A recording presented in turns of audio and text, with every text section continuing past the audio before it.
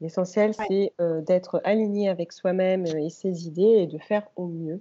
Tu fais de ton mieux chaque jour et sans culpabilité et sans être nécessairement dans un changement totalement radical de ta vie.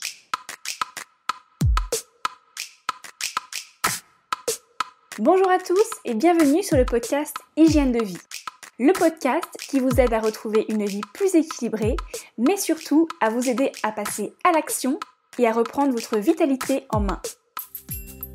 Je suis Alexandra, naturopathe et coach en hygiène de vie, et chaque semaine avec ce podcast, je vous donne des outils simples, réalistes et accessibles, des conseils et astuces autour de l'alimentation saine et bienveillante et du bien-être physique et mental.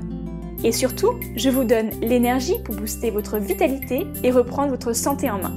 Si le podcast vous plaît, abonnez-vous sur la plateforme d'écoute de votre choix. Et pour me soutenir totalement gratuitement et le faire rayonner autour de vous, n'hésitez pas à le partager. Mettez-vous à votre aise, installez-vous confortablement et c'est parti pour l'épisode du jour. Belle écoute! Bonjour à tous, bienvenue dans ce nouvel épisode d'Hygiène de vie. Je suis ravie de vous retrouver cette semaine pour un nouvel épisode en duo. J'ai le plaisir d'accueillir aujourd'hui Audrey, que vous connaissez peut-être sous le pseudo Audrey Redac. Audrey a une chaîne YouTube, un compte Instagram et aussi un blog. Elle parle minimalisme, zéro déchet, cosmétiques naturels ou encore alimentation. Bref, un tas de sujets qui me passionnent, vous le savez. Pourquoi l'avoir invitée sur mon podcast ? Eh bien, tout simplement parce que ma vocation dans mon métier de naturopathe est de démocratiser et de simplifier le mode de vie dit sain et respectueux de soi et de l'environnement. Audrey, de ce que je perçois en tout cas via ses réseaux, et ce qui a été confirmé par notre échange, a su adopter une démarche holistique à la fois simple et déculpabilisante de son hygiène de vie aussi bien personnelle que professionnelle. Tout ce qu'elle fait paraît si simple. Et comme c'est au quotidien que je reçois des messages ou que j'ai en consultation des personnes pour qui tout ça paraît tellement compliqué que je me suis dit que ça pourrait être très intéressant de faire parler une personne tierce, qui plus est suivie par des milliers d'autres personnes. Avant de rentrer dans le vif du sujet de l'épisode, c'est l'instant dédicace. Je souhaiterais vous lire et vous partager le message d'Anthony qui m'a laissé son commentaire sur l'article lié de l'épisode sur mon site internet au sujet de mon échange avec Safia Gourari. Et il nous dit un podcast qui s'écoute tout seul avec plein de bons conseils quand on est entrepreneur.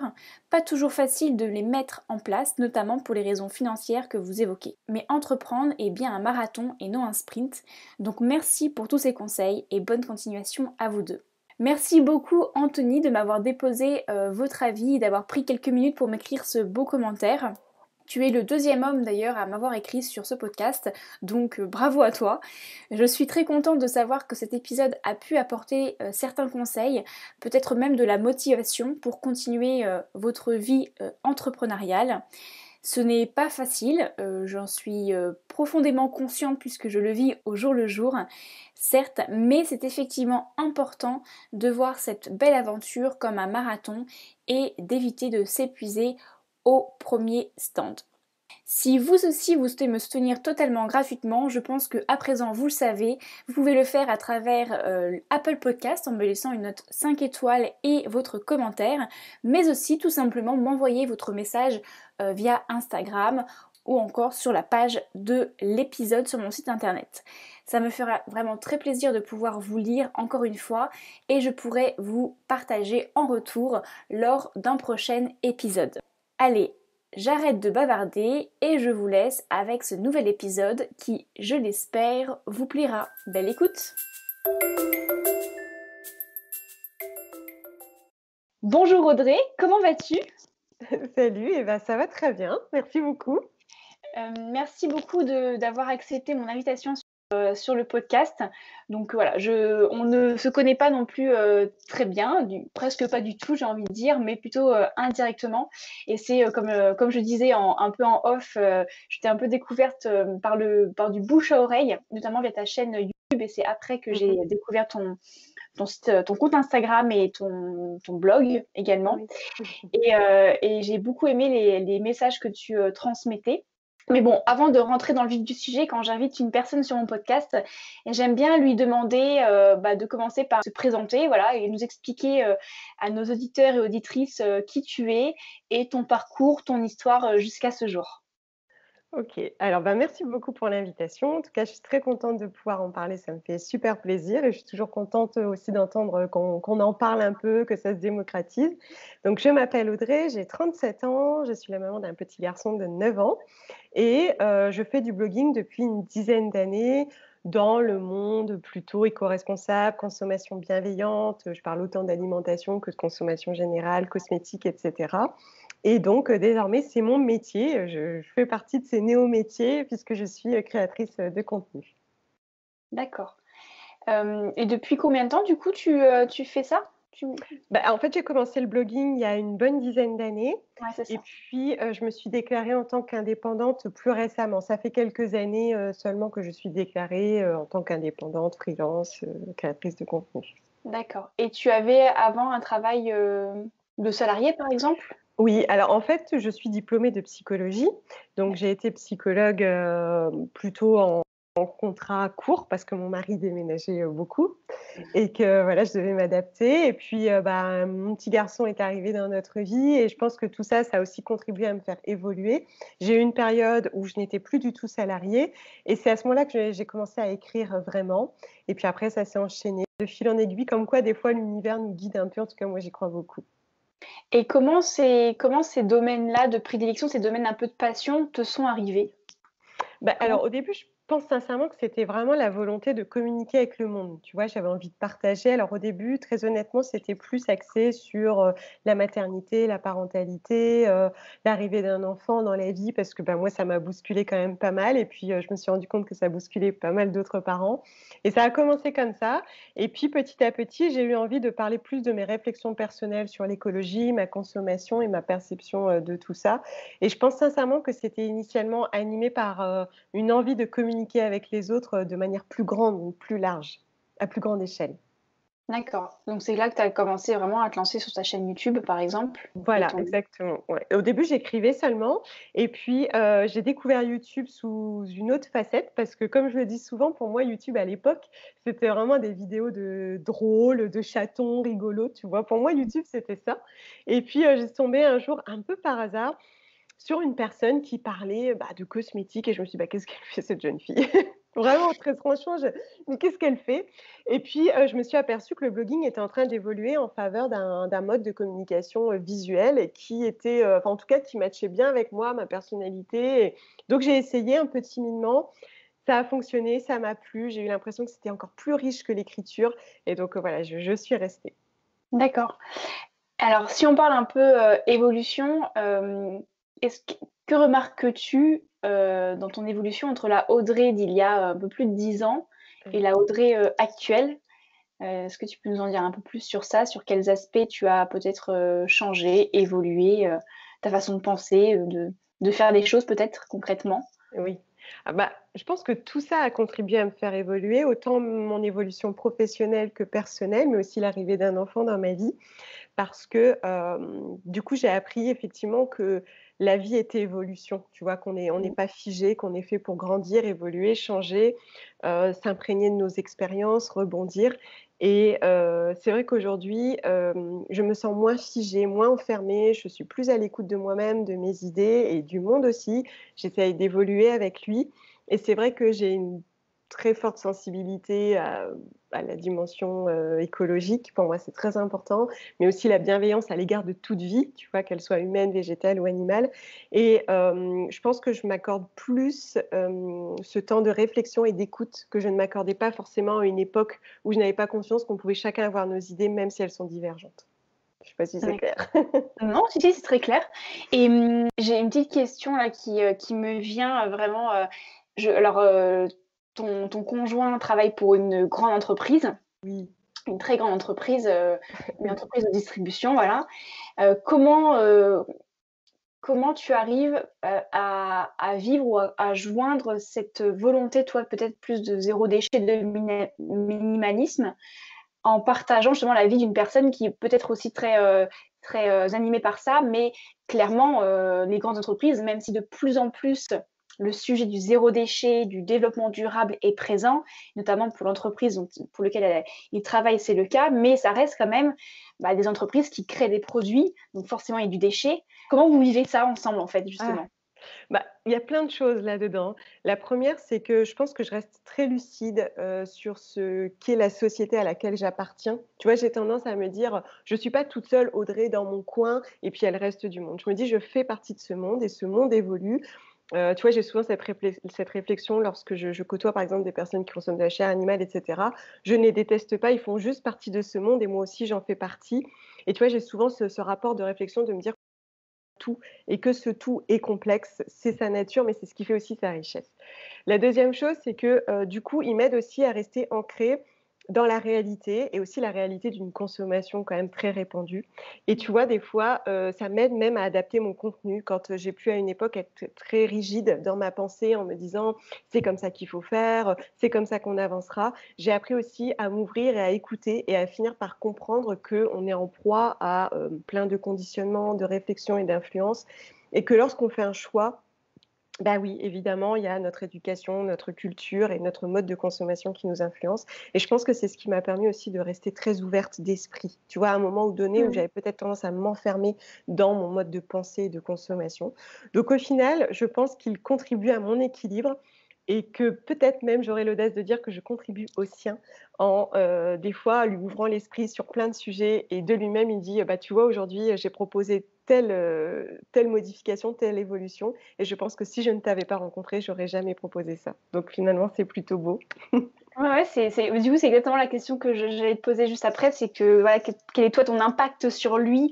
Et du coup, par effet boomerang, quel est son impact sur son entreprise justement? Et c'est justement, c'est ça qui est beau, de dire qu'il y a transmission comme ça de Oui, façon de vivre, façon de penser et qu'on oui, peut, transmettre et je le premier mot qui me vient, c'est convaincre, même si c'est pas dans l'esprit au départ de convaincre, mais oui.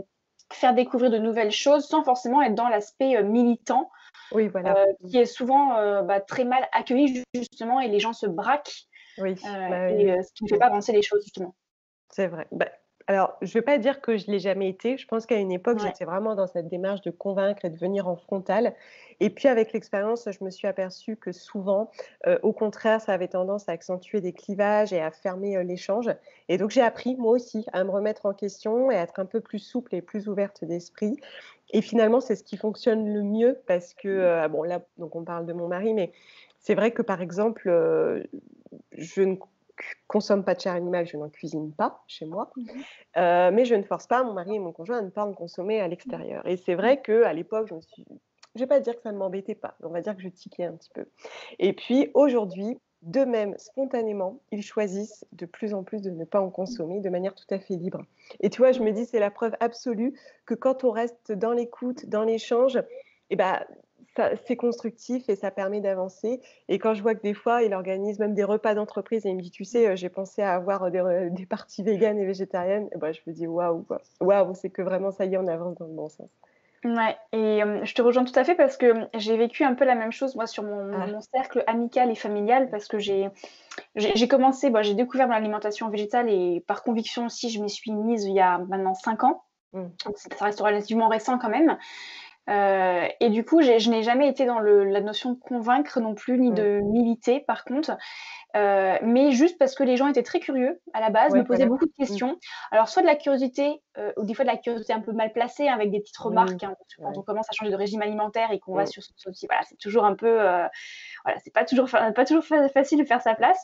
mmh, Mais du coup, de toujours avoir cette, notion de, ouais, de prise de recul et en expliquant, nos choix sans mmh, être dans la volonté de convaincre qui que ce soit.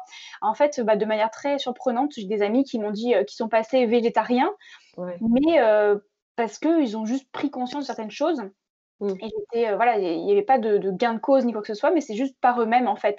Et oui, puis mon mari, pareil, mon mari n'est pas omnivore, on va dire, enfin, j'ai mmh, envie de dire plus flexitarien parce que maintenant flexitarien, il y a un ouais, régime mmh, alimentaire s'appelle comme ça.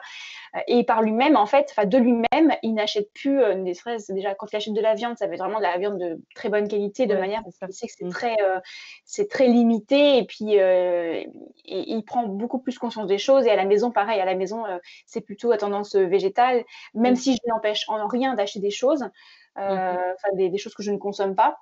Mais de lui-même, en fait, il va pas le faire et pas parce qu'il se sent privé, c'est tout simplement parce que je pense qu'il a compris certaines choses Oui. et puis en même temps, il est pas non plus prêt à s'en priver parce qu'à côté de ça, bah, voilà, il a ses propres convictions et ses Ouais, propres, envies, bien quoi. sûr. Donc c'est chouette de savoir et je pense que c'est important aussi de l'expliquer parce que j'ai aussi pas mal de gens, de personnes, moi, qui me consultent ou qui me posent des questions.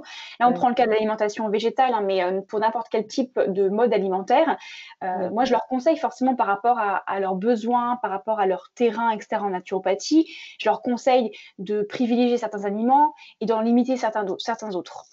Et c'est vrai que la première chose qu'ils disent des fois, c'est: «Oui, mais moi avec mon mari, mes enfants, tu vois, comment je fais? Je vais pas faire, 50 000 plats différents et cetera». Donc déjà, j'aimerais bien avoir ton avis derrière sur ça. Mais ce que je leur dis, c'est que oui, c'est peut-être un peu complexe, la mise en œuvre, mais en même temps, on a chacun une façon de fonctionner.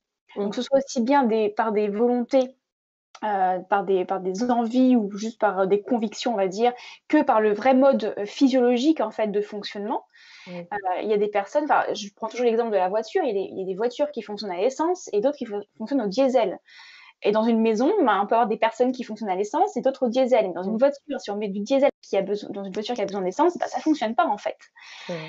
Donc c'est bien aussi de prendre conscience que, ben, faut mettre un peu de côté le côté complexité parce qu'on trouve toujours une solution.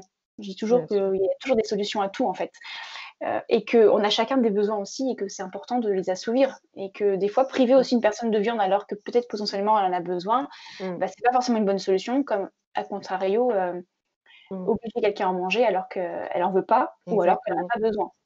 Donc voilà, donc c'est toujours possible de trouver des arrangements et donc du coup, sans transition aucune, toi comment tu fais? Par exemple ton enfant, ouais, ton fils, et lui il va manger, de tout par exemple? Ouais. Mmh. Ouais, OK. Ouais, ouais, mais c'est vrai que, à la maison, donc ils mangent majoritairement végétalien, donc Mmh mh. voilà, pas d'œufs et cetera, donc ce qui fait que depuis petit, on en discute quand il a envie d'en discuter. C'est quand même arrivé assez tard parce que finalement, petit, il me voyait toujours cuisiner sans produits d'origine animale, donc pour lui, c'était assez ordinaire. C'est Mmh. plutôt arrivé avec l'école. Quand à l'école, ils ont commencé à faire des sablés ensemble, il y avait du beurre, des œufs, il me disait: «Tiens, aujourd'hui, on a cassé un œuf» et je me disais: «C'est drôle ce regard qu'il pose sur ces choses qui sont donc nouvelles pour lui». Et c'est pareil pour tous les produits synthétiques, que j'utilise pas, tu vois, à l'école, il a découvert des aliments même que je ne consommais pas du tout, tu vois? Qu'il n'avait jamais vu de sa vie. Il a commencé à avoir des bonbons, des sucettes et cetera Mmh mh. et au final, ça se passe plutôt bien parce que j'ai vraiment essayé de donner du sens. Tu vois? Ouais. Je lui disais: «Tu sais, moi, quand j'avais ton âge, je mangeais de la viande, et c'est vrai, je mangeais de la chair animale et je mangeais ça, puis je mangeais du McDo aussi et cetera», alors que moi, je ne l'emmène pas, tu vois? Mmh. Et bah, je lui ai dit: «Voilà, en fait, un jour, j'ai compris, ce que ça représentait et donc bah, j'ai décidé, j'ai choisi, c'est un choix, de changer et j'ai dit: «Peut-être que toi, un jour, tu feras ce choix, mais ce choix, il doit vraiment se passer dans ton cœur et tu dois être convaincu». Et donc en fait, je pense que le fait de donner du sens, c'est ce qui fait qu'aujourd'hui, chacun se respecte dans ses choix. Et Mmh. je parle beaucoup de la notion de choisir. Bon là, on parle de la chair animale, mais tu vois, c'est pareil pour notre quotidien, le fait de réduire les déchets, d'avoir une consommation plutôt raisonnée. Je lui explique que c'est un choix et que chaque choix a des conséquences sur soi, et les autres. L'essentiel, c'est de le faire en tout état de cause, quoi et donc du coup, Mmh. ça va. Ouais, je pense que c'est vraiment la clé fondamentale de toute, oui, de tout choix dans la vie, hein, aussi Ouais. bien, Bah oui, personnel que professionnel, c'est de mmh, trouver le sens, trouver son pourquoi, en fait. J'aime bien, moi, je prends exactement. toujours, l'exemple du Golden Cycle de Simon Sinek. Je sais pas si Ah tu le non? connais? On peut facilement trouver son explication sur YouTube. J'en ai déjà parlé sur un précédent épisode, mais en fait, lui, il prend l'exemple, tout simplement d'une entreprise Apple. Et il Oui. explique en fait en quoi il était important avant de passer sur le quoi, Mmh. Ah oui, de savoir pourquoi on fait les choses. Pourquoi on conçoit ce produit-là, par exemple. Donc là, c'était d'accord, vraiment ouais. très, très, appliqué à l'univers, on va dire, industriel, commercial et cetera. Mais moi, Mmh. j'aime beaucoup prendre cette, métaphore-là et l'appliquer à tous mes domaines de vie et notamment que ce soit alimentaire ou autre. Et du coup, comme Mmh. tu disais, c'est ultra important de se poser la question, de prendre ce temps, de se poser la question de pourquoi je fais les choses, quel est le sens derrière que je mets. Parce que quand, un jour, on commence un peu à s'essouffler, Ouais, heu et bien, il faut se rattacher au why en fait, au pourquoi justement, exactement. au sens et Mmh. ça nous remet un petit coup de motivation et en même temps, il y a aussi ce petit côté un petit peu, enfin c'est mon point de vue, lâcher prise en disant que Mmh. ce pourquoi, ce sens, comme tu disais tout Mmh. à l'heure, il peut aussi évoluer puisqu'on est qu'évolution. Mmh mh. C'est sûr. C'est marrant que tu me parles de ça parce que, ces 2 derniers mois, sur les réseaux sociaux, j'ai beaucoup parlé de son pourquoi. C'est Ah drôle. oui. Et en fait, j'en suis venue à leur en parler parce que je me suis aperçue dans les messages que je recevais, tu vois, des gens qui me demandent des conseils, des astuces et cetera, qu'ils n'ont pas tous le même pourquoi. Et Mmh. donc, je leur ai dit: «Vous savez, c'est important d'identifier votre pourquoi parce que sinon vous allez vous embrouiller l'esprit et c'est comme ça qu'ensuite on devient un petit peu tendu, perdu et que voilà, on ne sait même plus quoi choisir. Le sujet, c'était le shampoing solide parce qu'il y a des personnes qui me Mmh. disaient: «Oui, moi je ne veux pas de tensioactif» et les autres comprenaient pas pourquoi et donc je leur disais: «Bah, c'est parce que c'est pas le même pourquoi». Il y a certains qui veulent juste du naturel pour leur santé, d'autres qui veulent vraiment modérer leur impact et donc du coup, je suis parfaitement alignée avec ce que tu dis sur le fait de l'importance de connaître son pourquoi et de s'en rappeler régulièrement pour ne pas entrer dans une confusion désagréable qui, au final, va augmenter la charge mentale et peut-être même nous freiner dans notre évolution, tu vois? Ouais, tout à fait. Mmh, Et c'est j'ai une petite, question par rapport à ce que tu disais tout à l'heure sur le fait qu'au départ, tu étais plus peut-être un peu plus dans le côté un peu militant. ouais. Mmh. Hem, qu'est-ce que et que du coup, tu étais peut-être plus confrontée à des réactions, plus, Oui. Mmh. compliquées à gérer, j'ai envie de dire, Oui. et plus fermées. Hem, au-delà de des réactions des personnes face à toi, Mmh. toi, comment tu te sentais à l'époque quand tu étais dans ce quand tu Mmh. réagissais de cette manière-là justement? Qu'est-ce Oui. qui se passait toi en toi? Ah oui. Toi en Bah, toi, en fait, je très pense qu'à l'époque, c'était, je pense que je faisais plus cette confusion identitaire, tu sais? Et je pense que j'ai mis du temps à me dire: «Je ne suis pas ce que je fais». mmh, Audrey, la Audrey que je suis, celle qui aime des choses de la vie, qui a des sensibilités et cetera, n'est pas celle qui agit. Et d'ailleurs, quand j'en ai pris conscience, tout de suite, j'en ai parlé parce que je me suis dit: Ça peut nous dévorer». mmh, Parce que finalement, le fait de confondre son identité avec ses choix, c'est ce qui fait que, dès lors qu'on va te dire, bah, par exemple, «Bon, mais de toute façon, les végétariens, ils font n'importe quoi, ils servent à rien», tout de suite, tu le prends pour toi et tu te sens blessé. Alors que finalement, ils ne font déjà que exprimer, leurs propres tourments avec leurs propres filtres, leurs propres réflexions. Ils ne parlent pas de toi, mais vraiment d'une manière de consommer avec, toute leur à travers leur prisme, voilà, c'est ça que je voulais dire. mmh. Et finalement, je pense que j'ai mis du temps à me détacher, à me dire: «Voilà, Audrey, celle que je suis, n'a rien à voir avec ses choix» et du coup, j'ai commencé à plus parler des choix de vie que de la Audrey et d'ailleurs, je ne disais plus: «Je suis végétarienne», je disais: «Je mange végétarien» et je trouve que ça fait toute la différence. Tout à fait, je suis d'accord. Hem, comment tu parce qu'on a parlé du coup, on est vite rentré dans le vif du sujet sur le côté un peu zéro déchet et Mmh. puis, Mmh. chair animale et cetera. Mmh Mais mh. comment t'es venu ce besoin? Parce que c'est pas d'origine à la base, vu que Oui, même sur non. Mmh. l'alimentation, tu as pas toujours été, dans ce régime Non, non. alimentaire-là. Comment t'es venu ce besoin, plus de minimalisme, de zéro déchet, de santé naturelle? Ouais, alors, bah, franchement, je pense que c'est un tout. À la base, j'étais quand même très sensibilisée d'un point de vue de la santé. C'est vrai que j'ai grandi dans une famille où malheureusement, il y a eu beaucoup, beaucoup de cancers qui se sont enchaînés du côté maternel et donc j'étais adolescente quand ça a commencé, quand on a commencé à me dire: «Tu sais, ce qu'on mange a un impact sur notre corps et cetera». J'étais adolescente et je me disais: «Mais attends, c'est dingue, c'est-à-dire qu'on se fait du mal à notre insu sans même le savoir». Je pense quand même, tu vois, qu'il y avait cette trame de fond qui, me travaillait l'air de rien et donc l'arrivée de mon fils a un peu précipité tout ça. Tu vois, quand, tu commences à diversifier, tu pèses, on te dit: «Attention au sel, attention au gras». Bah, tu dis: «Pourquoi attention?» puisque moi j'en mange tous les jours. Donc ça a été quand même les prémices de ma réflexion de me dire: «Attends, si lui ne peut pas en manger, peut-être que moi je ne peux pas en manger. Si je dois le mesurer pour lui», enfin, tu vois? Et puis, après ça a été vraiment une démarche plus globale. Je pense aussi que mon fils m'a confrontée à cette idée que, j'avais besoin de revenir aux essentiels de la vie, tu vois? Mmh. Consommer moins, désencombrer mon intérieur, c'était aussi désencombrer ma tête, revenir sur, bah, c'est qu'est-ce qui est important pour moi dans la vie?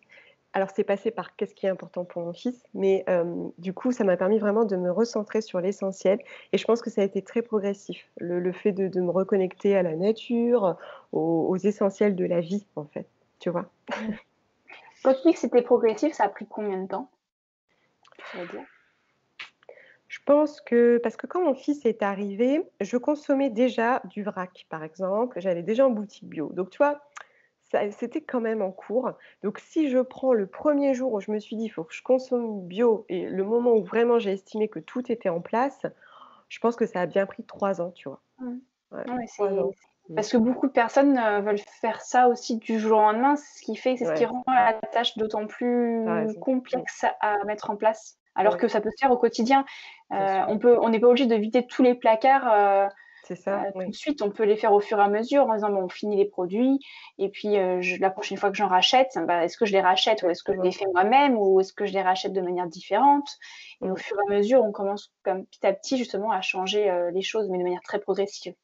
C'est même d'ailleurs, je pense, plus pérenne, tu vois? Parce que du coup, Ouais. c'est moins violent pour l'esprit, qui est quand même, comme je le disais, fortement conditionné à consommer d'une certaine manière et cetera. C'est vrai qu'au début, par exemple, tu retires la viande, tu as l'impression que tu as rien dans ton assiette parce que toute ta vie, tes parents t'ont servi, des pommes de terre, une viande et un légume et d'un seul coup, tu retires la viande, tu dis: «Waouh, j'ai l'impression qu'il manque un truc».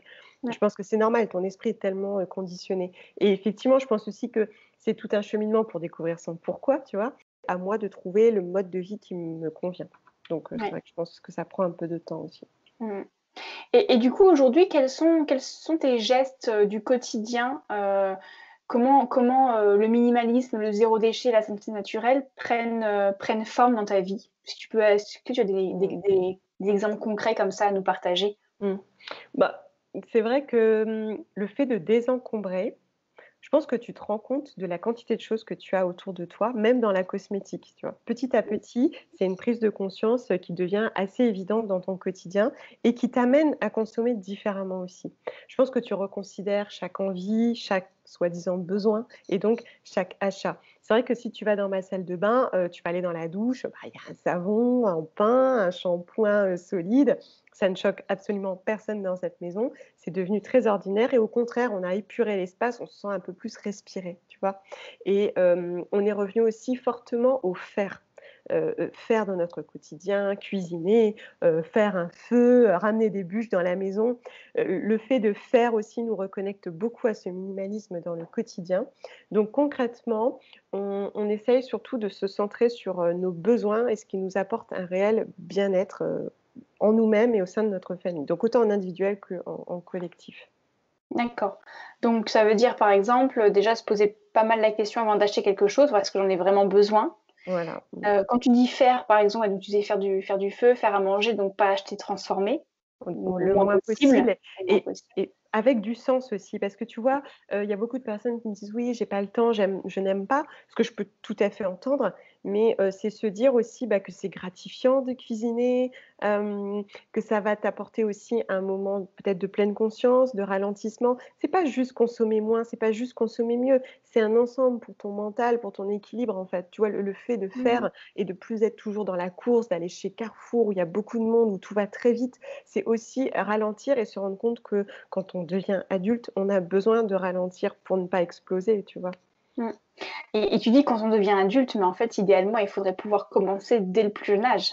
Je sais bien, mais en C'est fait compliqué, hein, mais ouais, en fait, en discutant avec les plus jeunes, je me rends compte que, selon les époques de ta vie, tu n'es pas nécessairement prêt, en mmh, fait, à recevoir tout ça. Tu dois, c'est ce que je disais à mon fils, donc parce que je ne l'emmène pas au McDo et au Quick. Il me dit: «Du coup, j'irai jamais». Je dis: «Très honnêtement, je pense que tu iras quand tu seras adolescent, quand tu auras tes copains, parce que ça fait partie du cheminement, parce que tu dois voir de tes yeux, tu dois comprendre de toi-même pour pouvoir avancer» et je pense que ces étapes-là, bah, font partie de la vie et du cheminement. Il y a des adolescents qui, dès le début te disent: «Ah oui, non mais moi, pour moi c'est évident» et cetera, parce qu'aussi les médias sont de plus en plus présents. Mais, j'ai l'impression que c'est vraiment arrivé à une certaine étape de ta vie, que tu prends conscience que le temps passe, que tu es mortel et que, prendre soin de toi, des autres et de ton environnement, en fait, ça doit être ça tes essentiels, tu vois? Mais je mmh. pense que ça se ressent profondément, ça se comprend avec le temps et l'expérience. J'ai l'impression. C'est sûr que je pense des fois, il y a besoin de vivre des choses pour, se rendre Je compte d'autres pense. choses, hein, tout simplement. Ce sont Ouais, des étapes, dans la vie. ouais, honnêtement, je pense. Mmh. La Audrey, de 15 ans, n'aurait probablement pas eu le même discours, tu vois? Et Ouais, elle y ouais, aurait peut-être pas cru même, tu vois? mmh mh. C'est tout, c'est Et sur l'aspect plus, enfin zéro déchet, est-ce que, par exemple, ça prend la forme de vrac? C'est ça que tu consommes plus en vrac, alors, oui, c'est vrai que surtout à une époque où j'ai été très, très, très, très modérée, je faisais très attention. Aujourd'hui, j'ai revu un peu les choses parce que justement, je me suis recentrée sur mon pourquoi. Tu vois, pour moi, c'était important. Je me disais, «Il faut redonner du sens». Donc pour moi, en plus, c'était du vrai vrac, tu vois? J'allais sur les marchés, j'achetais des d'accord. lentilles aux producteurs, du vrai, vrai vrac. Mais finalement, assez rapidement, ça a commencé à prendre beaucoup de place dans ma vie, même vis-à-vis de mon conjoint, tu vois, des fois, il me disait: «Il y a plus de lessive». Alors je dis: «Bah, attends, faut que tu mélanges ça, que tu mélanges ça, attends, j'arrive» et en fait, je me suis aperçue que ça augmentait un peu la charge mentale de tout le monde et je me suis dit: «Attends, est-ce que je me suis pas un peu égarée?» Tu vois? Mmh. Et au final, aujourd'hui, je consomme, toujours un peu de vrac, mais de manière un peu plus réfléchie. Tu vois, par exemple, si j'achète en vrac, je peux acheter des gros conditionnements. J'essaye de considérer les choses dans leur globalité et de consommer, en conscience aussi, de plus me faire, 15 bornes en vélo pour aller chercher de la lessive liquide, tu vois? J'ai appris en fait à revenir à mon pourquoi et mon pourquoi, c'est vraiment modérer mon empreinte globale. Ça pour moi, c'est très important et heu et donc voilà, je ne dirais pas que je suis en 100 vrac, tu vois? Mmh. C'est faux, mais disons que je consomme de manière raisonnée et raisonnable. Ouais, je pense que c'est important, c'est un message, très déculpabilisant que, Mmh. justement tu es en train de partager.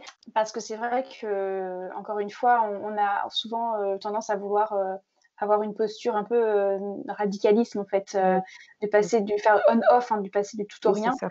et du coup à se culpabiliser par rapport à ça et la notion c'est marrant parce que ce que tu dis en fait sur la lessive, Mmh je mh. je vis tout à fait ça et je me pose pas mal de questions parce que même moi, ça fait quelques années maintenant que je fais ma propre lessive Ouais. et Mmh. au final, bah, déjà, j'en suis plus très, très contente de la recette Ouais. que j'ai.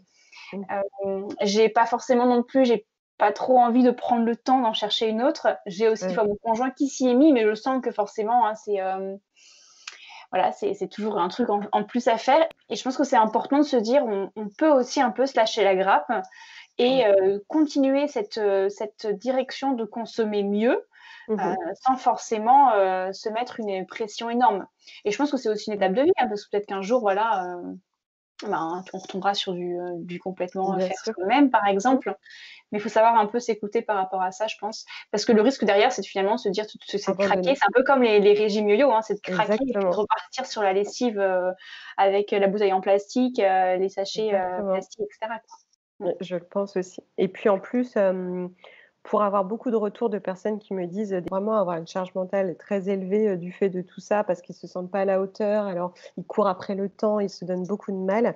Je leur dis souvent, consommer avec bienveillance, c'est aussi être bienveillant avec soi-même et on a tendance à s'oublier soi-même et voilà, c'est vraiment un tout. L'essentiel, Ouais. c'est, d'être aligné avec soi-même, et ses idées et de faire au mieux.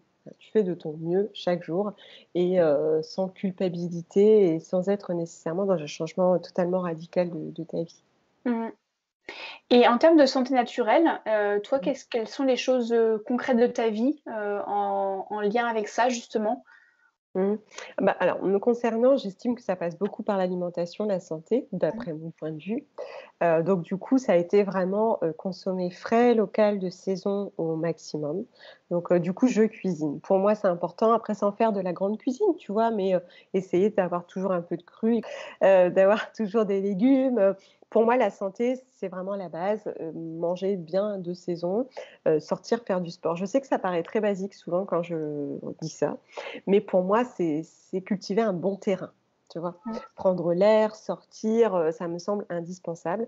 Après dans le quotidien, effectivement, c'est plein de petites choses. On consomme plutôt des vitamines naturelles, c'est vrai que je fais quand même assez attention à ne pas polluer mon corps. Après, je ne diabolise pas, la médecine conventionnelle. Je suis très heureuse de pouvoir y avoir recours, notamment pour mon fils, hein, parce que mon petit garçon, voilà, facilement malade, hein, on fait avec.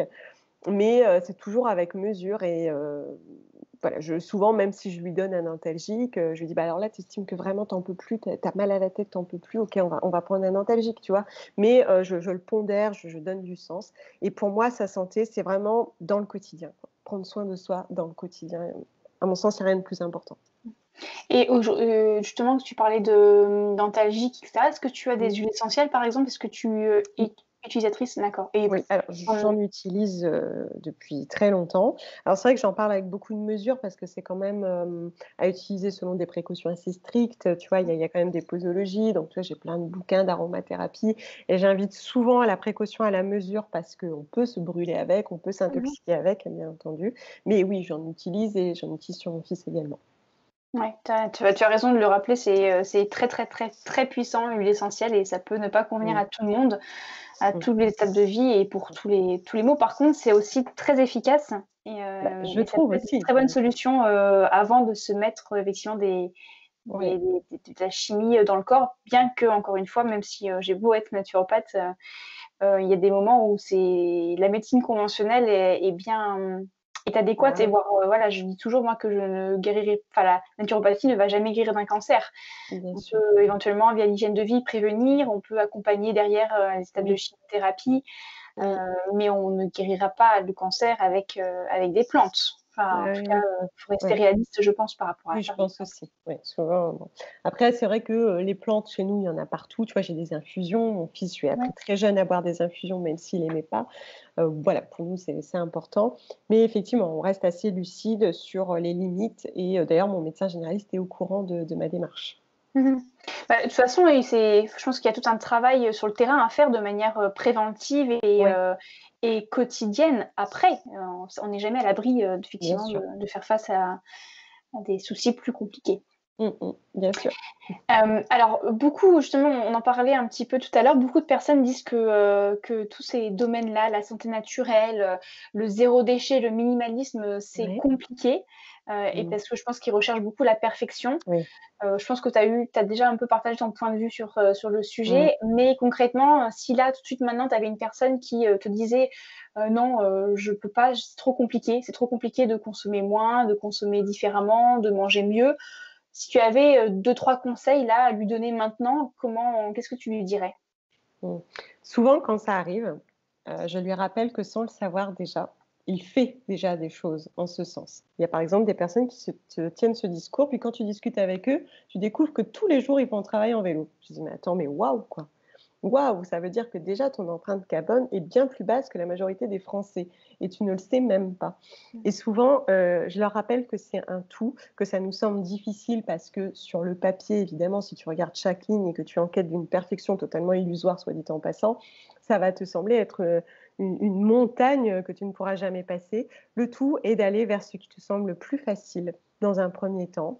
Voilà, ce qui te donne envie. Souvent, je dis aux gens: «Tu veux tenter le vrac? Achète juste des pâtes. Des pâtes en vrac, tu vas voir, c'est génial, c'est facile, tu ne verras absolument pas la différence» et souvent, ce premier geste, je t'assure, souvent ils viennent me dire: «Mais en fait, mais ouais, carrément, c'est super facile». Tu vois, on commence simple, on s'écoute et surtout, on est indulgent avec soi-même en reconnaissant déjà ses forces. Parce qu'on a tous des forces, on fait tous déjà très, très bien, certaines choses, hein, selon nos modes de vie et qu'on n'est pas tout seul à porter la cause du monde sur nos épaules. C'est un tout. Si chacun fait un peu, on avancera. On ne demande à personne d'être parfait. Mmh.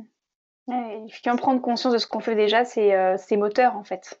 Bien C'est ce sûr. qu'on Et oublie, c'est très gratifiant aussi quand tu ouais, réalises que, bah oui, effectivement, tu fais déjà ça. Waouh, c'est déjà génial.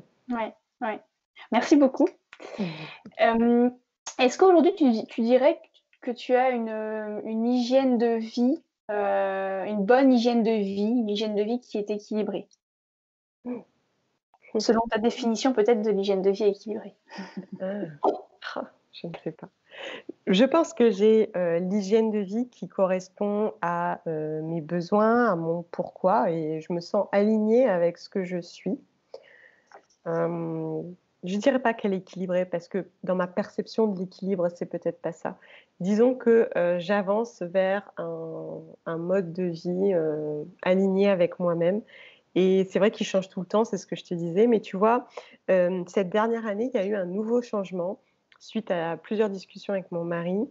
J'ai un peu lâché prise sur certains sujets de l'alimentation, notamment ce qu'on considère comme l'alimentation plaisir. Tu vois, avant, fallait toujours que tout soit fait maison, carré, et cetera. Aujourd'hui, j'ai fini par me dire: «Mais attends Audrey, c'est pas ça la vie, il faut aussi se laisser respirer. Ton mari, ton fils ont besoin d'autre chose» et par exemple, on a revu l'idée de la pizza, Mmh. par exemple. Et c'est vrai que je dis plus facilement oui à la pizza, à condition qu'elle soit artisanale et que chacun puisse manger ce qu'il Mmh. veut. Tu vois? On trouve des compromis. Alors certains te diront: «Bah ouais, mais une pizza, c'est pas équilibré». Bah, c'est peut-être équilibré pour ton mental aussi, pour lâcher Mmh. prise, pour pas cuisiner ce soir-là parce que tu as pas envie, parce que ça va faire plaisir à tout le monde, parce que c'est un moment cool, chacun mange ce qu'il veut. Donc oui, je pense qu'aujourd'hui, on arrive vers un mode de vie équilibré et respectueux de tous. OK.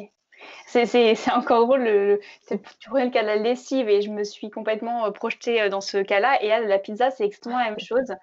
Même entre amis, hein, des fois on se dit: «Oh, on va se faire une bonne pizza» et c'est vrai que, bah, moi Ouais, j'ai tendance à me dire: «Ah non, enfin, voilà, on va la faire soi-même» et du coup, si on la fait soi-même, ça va être compliqué. Enfin, c'est pas que c'est c'est pas compliqué, pareil, c'est mais pas c'est plus pareil. long.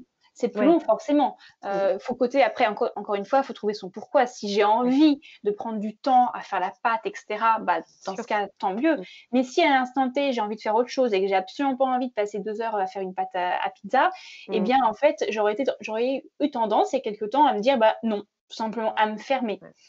Et au final, effectivement, j'ai aussi eu ce genre de réflexion et je me suis dit: «Pas de souci» et au contraire, je l'ai pris en me disant: «Bah, ça va au moins ça va m'alléger, je veux pas faire de repas ce soir, donc Exactement.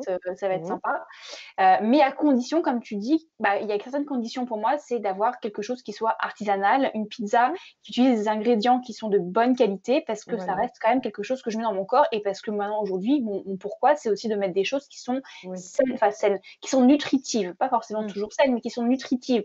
Et donc, et puis en plus, simplement parce que je prends beaucoup plus de plaisir à manger quelque chose qui est de bonne qualité, tout simplement. Mmh mh. Ouais, ouais. Et donc du coup, c'est vrai que c'est arrivé comme ça et ça donne le moment juste de rechercher. Après, on trouve maintenant de plus en plus, hein, de restaurants qui font des choses Oui. de très bonne qualité, en fait. Et Bien puis on sûr. peut, après est-ce que c'est équilibré ou non? Bah, ça dépend de ce que tu mets sur ta pizza, hein, et puis ça dépend Mmh. aussi derrière si tu peux, l'accompagner, d'une crudité par exemple ou qui vont être Mmh. quelque chose qui va être très simple à réaliser, et qui au final, fait ton repas, un repas, convivial, et aussi qui est nutritif et qui te fait plaisir et voilà, donc c'est aussi tout à fait possible, je pense, de trouver son équilibre, Bien sûr. à travers des choix comme ça. Je pense aussi. Bon, Et puis c'est ça super. la vie aussi. C'est, Ouais. voilà, décider, au dernier moment, bah oui, on va manger autre chose, on va recevoir des copains, c'est aussi se laisser vivre, tu vois? Je pense qu'à un moment Ouais. donné, je ne me laissais plus assez vivre. Mmh. Et en fait, je me suis dit: «Mais attends, je vais pas passer cette vie-là à d'être toujours dans l'hyper-contrôle de tout» et aussi j'ai réappris à me laisser porter et à lâcher prise, quoi. Mmh. Du coup, est-ce que tu pourrais nous dire, à quoi ressemble une journée type, une journée dans la peau d'Audrey? Bah, alors, je la passe majoritairement seule, hein, quand même, l'air de rien. Donc je me lève en même temps que ma famille, on se prépare, on déjeune quand même tous les 3. Et au moment où ils partent, moi, je commence ma journée, hein. Voilà, c'est important. Je pense que quand on est indépendant, qu'on travaille à la maison, ça me semble important de se mettre en route, de se préparer et tout de suite commencer à travailler. Chez moi, la télé est éteinte, hein, on travaille toute la journée et alors c'est vrai que je passe beaucoup de temps seule sur mes écrans, mais en même temps, c'est du temps qui est nécessaire pour créer du contenu, répondre aux messages et donc entretenir aussi ce lien puisque comme je te dis, tout repose sur l'échange donc si ce lien n'existe plus, mon travail n'existe plus et puis, je vais aussi créer du contenu, tourner et cetera. Donc effectivement, je suis assez seule, mais en même temps, c'est ce qui favorise aussi la créativité. Tu vois? Je pense que mon esprit est totalement disponible pour ce travail et puis en fin de journée, je vais, retrouver mon fils et un peu plus tard, mon mari pour me réancrer dans le présent et la vie de famille. Ça peut paraître assez monotone comme ça de l'extérieur, mais au final, je dis que je suis seule, mais à la fois, je suis avec des milliers de personnes tous les jours, donc je trouve ça plutôt magique. Et le matin, donc juste pour rentrer un tout petit peu plus dans le détail, si tu me le permets, Oui, oui. tu me dis si tu veux pas, mais par exemple, le matin, est-ce que tu as des rituels particuliers, que tu as mis en place pour toi, pour ta santé, par exemple, voilà? Alors, très honnêtement, j'ai tenté en vain. La seule chose que j'essaye de faire, c'est, de ne pas regarder mon portable avant que mes hommes soient partis. Parce que du coup, sinon je suis tout de suite aspirée par mes réseaux, par les messages et cetera. Je vais pas dire que je le fais jamais, ça arrive quand même. Un petit bonjour au passage. Mais voilà, j'essaye de ne pas prendre mon téléphone, de rester ancrée dans ce moment, de rester un maximum sur l'instant présent, prendre ta douche en pleine conscience, commencer cette journée dans le calme, plus ou moins, parce que j'ai un petit garçon quand même. Bon, il n'y a pas de télé, mais il y a un enfant. Donc voilà. Mais voilà, on est ensemble pleinement. Je pense qu'en fait, c'est ça ma routine du matin, c'est commencer doucement et un maximum dans l'instant présent. D'accord. Tout à l'heure, tu parlais aussi du sport dans le Mmh. côté santé naturelle, tu parlais alimentation Mmh. et sport. Quelle est la place du sport ou de l'activité physique dans ta vie? Comment qu'est-ce que tu fais concrètement? Voilà. Alors, me concernant, elle est centrale. Bon, alors j'ai une famille assez sportive. Mon mari est assez sportif, mon fils est plein d'énergie, donc on bouge tout le temps, quoi qu'il arrive. Mais au-delà de ça, j'ai toujours fait du sport, notamment quand j'étais plus jeune. Mais c'est, en devenant maman que j'ai compris que c'était, indispensable pour mon bien-être, physique et mental.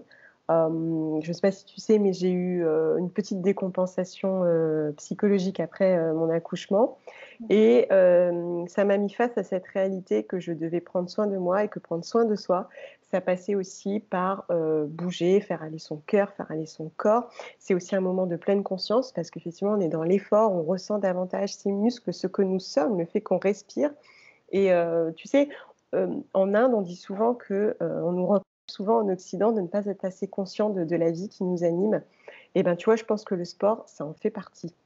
Alors bien sûr, il y a tout le côté physique, si tu en as envie, t'entretenir et cetera et chacun fait bien ce qu'il veut. Mais moi, je pense que surtout, c'est, mon point d'ancrage. C'est que, j'en ai besoin pour me sentir vivre, pour respirer un bon coup et rester pleinement consciente de l'importance de prendre soin de moi. Et qu'est-ce que tu vas faire du coup comme type d'activité physique? Ah! Alors, moi, j'aime bien faire un peu de yoga, même si je manque un peu de temps. Alors c'est pas, tu sais, très recherché. Des fois, je vais faire un enchaînement de postures de 20 minutes, 30 minutes, mais je pense que ça me permet aussi de rester mobile parce que j'ai découvert l'importance de conserver cette mobilité du corps, surtout à partir d'un certain âge. Bon voilà, c'est ainsi va la vie. Donc tu vas travailler le haut du corps, les épaules sont des choses qu'on travaille de moins en moins, avec le temps, surtout quand on travaille sur l'ordinateur, Mmh. vraiment la nuque, les épaules, la tête et puis après moi j'aime beaucoup courir, mais je pense qu'en fait ce que j'aime dans la course à pied, c'est que je suis dehors et toute seule avec moi-même. Donc tu vois, je ne sais pas si j'aime tant la course à pied ou ce retour à moi-même. Après, tu pourrais très bien marcher, mais tu préfères Je courir? marche aussi, je fais de la marche D'accord. active aussi, ouais. Ouais. Mais courir, vraiment, c'est dans la sensation. Tu vois, tu Mmh. ressens le vent, des fois il pleut, tu ressens la pluie et pourtant tu es dans l'effort, tu es dans la vitesse. Ça, ouais, en tout cas me concernant, ça a favorisé un retour à soi. Un petit peu plus jeune, je faisais un peu de boxe et c'est un sport qui paraît très violent comme ça, mais qui pourtant est hyper intéressant pour le souffle et aussi, travailler la confiance en soi. Je suis capable parce que souvent la boxe a une représentation assez dure et inaccessible et pourtant, oui, tu es maître de ton corps, tu peux faire plein de choses, quoi. Alors vas-y, essaye. Mmh. Et quelle est ta relation avec, le sport? Est-ce que tu considères que tu as une relation, on va dire saine avec le sport ou c'est quelque chose est-ce que tu culpabilises, par exemple, quand tu ne prends pas le temps de faire du sport? Voilà, comment tu gères cette Mmh. notion-là? Ah, alors je pense oui, que j'ai une relation saine, après c'est mon point de vue, parce que, je pense aussi que ça dépend de la représentation du sport qu'on a, tu vois? Mmh. Parce que, par exemple, comme je te dis, j'ai une famille assez sportive, en tout cas quand on a le droit de sortir, on est tout le temps en vadrouille, tout le temps, on est tout le temps dans les bois, en train de courir, en train de faire du vélo et cetera et j'estime que c'est du sport. Mmh. Donc tu vois, je pense qu'en fait, c'est ça aussi, c'est la représentation que tu as, du sport et de ce temps que tu te donnes à toi-même. Hem donc moi, oui, j'estime que j'ai un rapport sain. Si je peux pas y aller, je vais être un peu déçue en me disant: «Bah, fais attention parce que si tu es un peu stressée et tout ça, du coup, tu vas pas évacuer». Mais je vais pas me culpabiliser de ne pas être allée au sport, tu vois, par exemple. Mmh. Voilà.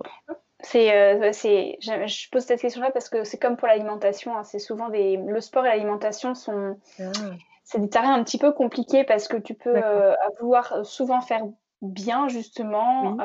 à devenir après, dépendant, créer cette sensation de Ah, dépendance, d'accord. Ah oui, non, ça, par ça rapport par rapport justement à ces gestes dits de santé au départ. Ouais. C'est des choses que je peux percevoir chez pas mal de personnes justement Ah oui, d'accord. qui, à la base, font des évolutions, voilà, se mettent à bouger, se mettent à mieux manger, on va dire, Mmh. pour avoir un impact positif sur leur santé et au final derrière, pareil, ben, au fur et à mesure, ça se dégrade et il y a cette notion de dépendance qui Ouais, se oui. crée, Mmh. et qui peut, pour le côté alimentation, pourrait amener à un TCA, par Mmh. exemple, un trouble du comportement alimentaire. Et pour le sport, ben pareil, hein, le sport peut devenir aussi une drogue puisque ça crée vraiment des endorphines derrière et c'est ça aussi qui fait qu'on aime le sport Mmh. et que le sport est nécessaire et bénéfique. Mais voilà, c'est toujours des fois des petits terrains. Je sais que moi j'ai déjà perçu ça, des petits terrains un peu fragiles. Donc c'est pour ça que j'aime Mmh. bien Ouais. approfondir un peu. Ouais, je comprends. Mais c'est vrai que c'est, voilà, je pense que la clé, c'est ça aussi, c'est de se dire, on parle de sport, mais en fait, moi, je Mmh. parle beaucoup de mise en mouvement, en fait, Ouais, du c'est corps. ça. Juste de bouger son corps tous les jours, par exemple, mais ça peut passer par, les étirements, par de la marche, par, Mmh. du vélo, pas forcément une séance, de musculation à la salle de sport, par Oui, exemple. voilà. Ça peut passer par ça, effectivement, mais Mmh. pas forcément et pas toujours non plus, de toute Ouais, façon. ouais. Bah, Voilà. d'ailleurs, j'en parlais à un moment donné en leur disant, «Est-ce que vous savez courir sans une application au poignet?» Je disais: «Vous savez courir sans une montre Garmin?»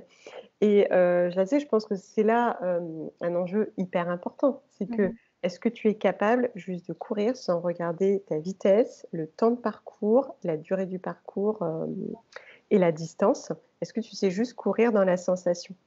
Parce que je pense que c'est important de faire du sport juste dans la sensation. Ouais, tu as tout à fait raison, effectivement. On est beaucoup dans la performance, dans la recherche, Ouais, de l'atteinte d'un objectif, que ce soit un objectif de perte de poids ou de performance, physique et c'est vrai qu'on se coupe beaucoup des sensations. mmh, Tu as raison. J'ai quelques toutes petites questions encore pour terminer notre échange. oui. Aujourd'hui, est-ce que tu aurais des choses que tu souhaiterais encore faire évoluer dans ta vie? Mmh. Il y a toujours des petites choses. Je, en fait, j'essaye de vivre le plus possible en harmonie avec les autres et mon environnement. On va dire que j'y contribue chaque jour. Je me dis toujours que je pourrais faire mieux. En même temps, je trouve que c'est un bon leitmotiv finalement dans le quotidien. Mais je n'ai rien de concret que j'aimerais changer davantage parce qu'à l'heure actuelle, ça me va plutôt bien. Honnêtement, je suis assez contente, je vais pas mentir. Bah, tant mieux, c'est bien, Voilà. c'est souvent très compliqué de juste vivre, le moment et de se dire, et de profiter de tout ce qu'on a bâti. On est souvent Oui, sur le c'est vrai. step d'après, C'est donc vrai. Ça c'est s'apprend, mais tu vois, on se disait tout à l'heure le parcours d'une vie et cetera. 3 ans en arrière, j'aurais probablement pas eu la même réponse. Je pense mmh mh. qu'aujourd'hui, ça y est, tu vois, je commence à arriver à à à vraiment ressentir ce que je veux, à vraiment avoir bien compris mon pourquoi, tu vois? Ouais, Et d'ailleurs, je suis plus paisible, tu vois, vis-à-vis de tout ça. d'accord.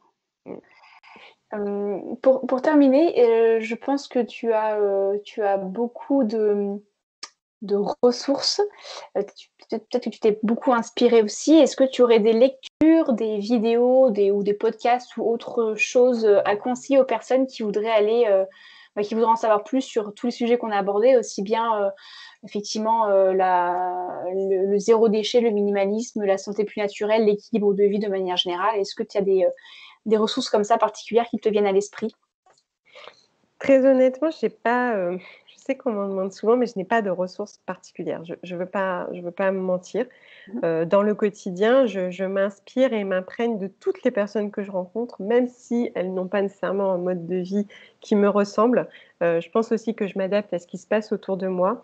Souvent, j'invite plus à lire des choses qui nous ouvrent l'esprit parce que, je parle de plus en plus de la pensée autonome et à mon sens, notre mode de consommation dépend de notre pensée autonome. Ce moment où on va réussir un peu à libérer notre esprit de nos conditionnements, donc les conditionnements de l'éducation, de la culture, les parents, l'école, et cetera. On va commencer à voir, à retirer un petit peu ce filtre qu'on a sur les yeux, que l'on a tous et qui est tout à fait normal, bien entendu. C'est souvent un moment où on va enfin commencer à voir le monde tel qu'il est, à choisir. choisir pour soi en fonction de ce qu'on veut et ce qu'on aime. Donc souvent, j'invite plus à lire des choses sur la pleine conscience ou bien la confiance en soi, parce que je m'aperçois que beaucoup de personnes manquent de confiance en soi et que c'est des fois aussi un frein. Ils se sentent pas capables, ils se sentent pas à la hauteur. Ça arrive tellement ça qu'on me dise je me sens pas capable, tu vois. Et aussi la pression sociale, on m'en parle énormément. Donc j'ai plus tendance, alors je sais que ça peut paraître surprenant dans cette démarche écologique que je parle de ça, mais j'invite plus à lire des ouvrages comme celui dont je parle très souvent de Charles Pépin sur la confiance en soi, qui pourrait de prime abord ne rien avoir avec, et pourtant, il parle beaucoup de la manière dont on va se construire sa confiance en soi à travers le faire, revenir au faire. Et je pense que tout naturellement, tout va se mettre en place, sans même y réfléchir. D'accord. Merci beaucoup. Avec plaisir. J'avais une dernière question, oui, par rapport à une personne qui souhaiterait aller vers, par exemple, je vais prendre un exemple, le zéro déchet. Oui. Si tu avais une étape à lui communiquer, pour lui partager, pour qu'elle fasse le premier pas, tu lui Le dirais premier quoi? pas. Ouais, juste le premier pas. Alors, je lui dirais déjà qu'on va peut-être arrêter de parler de zéro déchet, mais de réduction des déchets, parce que le zéro déchet n'existe pas et le zéro impact encore moins. Ouais. Faut pas d'oublier d'être indulgente avec elle-même et de commencer avec ce qui lui semble le plus accessible. Tu poses un stop pub, tu vas acheter tes premières pâtes en vrac et crois-moi, la gratification va être tellement dingue que tu auras envie de recommencer, d'aller un peu plus loin. C'est intéressant ce que tu dis sur le zéro déchet, je te rejoins sur ça. Et qu'est-ce que du coup tu penses de la notion de impact positif? J'aime pas trop honnêtement parler d'impact positif. J'ai tendance à plutôt parler d'empreinte globale, tu vois, sur toi-même et les autres, l'impact global que tu vas avoir. Parce que le positif et le négatif, finalement, c'est assez personnel. Tu vois, on oppose deux choses, mais qui ne seront pas les mêmes d'un esprit à un autre. Donc, je dirais, je parlerai plus d'impact bienveillant, si tout le monde le veut bien. Moi, j'avais plus compris ça comme l'impact positif, comme Vertueux, peut-être. je sais pas comment dire ça, mais au lieu de puiser des ressources, on en crée en fait. Ah, Et c'est compliqué. Et moi, j'ai du mal un peu avec ça, avec mmh. notamment beaucoup de stratégies d'entreprises qui Oui, prônent dans leur stratégie de développement durable l'impact positif. ouais. Je me dis qu'à partir du moment où on crée quelque chose, enfin, on crée un produit par exemple, ou même un service, on peut pas être dans l'impact positif en fait. Enfin, peut-être que c'est Bah, possible, mais moi j'ai du mal à le comprendre. c'est pour ça que je te dis que pour moi, il n'existe pas vraiment ce terme. Enfin, tu vois, Ouais. c'est une notion un peu floue. Donc, c'est pour ça que de manière générale, je préfère inviter à modérer son impact et à la mesurer, à l'optimiser. En ce moment, je parle beaucoup, par exemple, de cycle de vie, parce qu'on a tendance à se méprendre sur. On achète, par exemple, un produit zéro déchet. On est tellement persuadé que ce produit est low impact, etc., sans savoir qu'en fait, il vient d'hyper loin, qu'il a voyagé, qu'il n'est pas biodégradable. Enfin, tu vois, je ne sais pas. Donc là, je te parle du produit parce que justement, je trouve que c'est parfait pour illustrer l'importance de considérer quelque chose de global. Voilà, la quête du positif, je suis un peu plus mitigée là-dessus. Je dirais vraiment consommer de manière bienveillante, que ce soit pour vous ou la terre ou votre voisin, quoi. Mhm. Bien, super. Merci beaucoup. Merci énormément, Audrey, d'avoir passé tout ce moment en ma compagnie et Avec aussi plaisir. d'avoir pris le temps de partager tes convictions et ta simplicité, tout simplement, justement.